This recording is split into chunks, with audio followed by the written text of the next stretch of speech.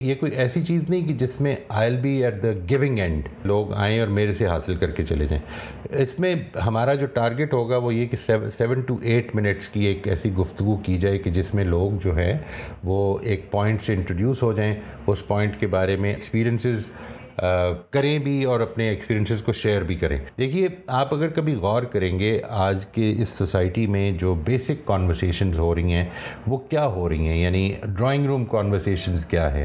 ہم ایک ایسی جگہ بنا دینا چاہتے ہیں کہ جدھر لوگ آ کر فوکسڈ کانورسیشنز کریں فار امپروومنٹ، فار شیئرنگ، اپنی زندگی میں امپروومنٹ کے راستے میں آنے والی رکاوٹیں اور ان رکاوٹوں کو کس طرح وہ اوور کم کر سکتے ہیں. ان سارے حوالوں سے انہوں نے اپنی زندگی کو اپنے تجربات کو شیئر کرنا ہے. ایک کانسیپٹ یہ ہے کہ جو ہمیں کام کرنا ہے کانورسیشنز کو بدلنے کا کام کرنا ہے، یعنی اپنے تجربات کو شیئر کرنا ہے، اپنی زندگیوں کی جو اس بہتری کے راستے میں آنے والی رکاوٹیں ہیں ان کو اوور کم کرنے میں ایک دوسرے کے تجربات کو شیئر کریں، اس سے لرن کریں.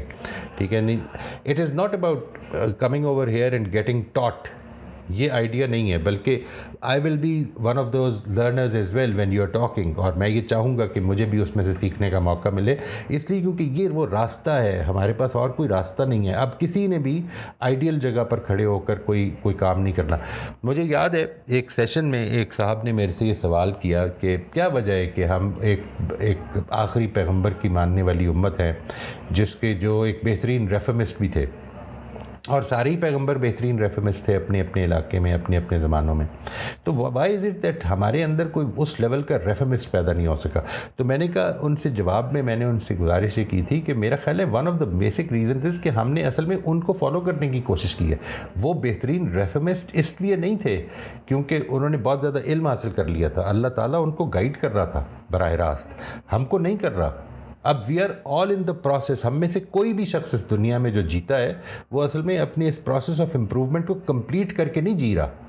ٹھیک ہے نا جی، we are all going through the journey of improvement, اور اس جرنی میں اور آپ کو ساتھی بننا ہے. اس وجہ سے جو دوسری چیز ہے، دیکھیے، ایک تو یہ کہ ہم اس کانورسیشن میں ایکول پارٹیسپینٹ بنیں، نمبر 1.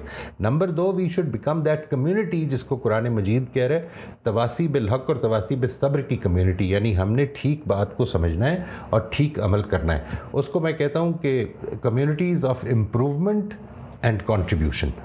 ٹھیک ہے جی، ہم نے اپنی ذات کو امپروو کرنا ہے، اپنے آپ کو بہتر بنانا ہے، اور جس جگہ پہ ہم کنٹریبیوٹ کر سکتے ہیں سوسائٹی میں، جس جگہ پر مجھے اللہ نے توفیق دی ہے، ریسورسز ہیں، میں اس میں کنٹریبیوٹ کروں.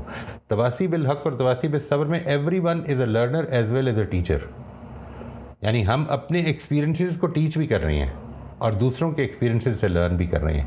اور وہ دونوں ایسپیکٹس ہیں کہ ہم نے کس چیز کو ٹھیک سمجھا ہے، اس پر ثابت قدم رہنے کا طریقہ کیا ہے، اور اس پہ ثابت قدم رہنے میں جو مشکلات آ رہی ہیں اس پہ ہم کس طرح سے اپنے آپ کو we can keep our self stable on that. یہ دونوں ایسپیکٹس ہیں، اور اس میں وی آر آل ان نیڈ.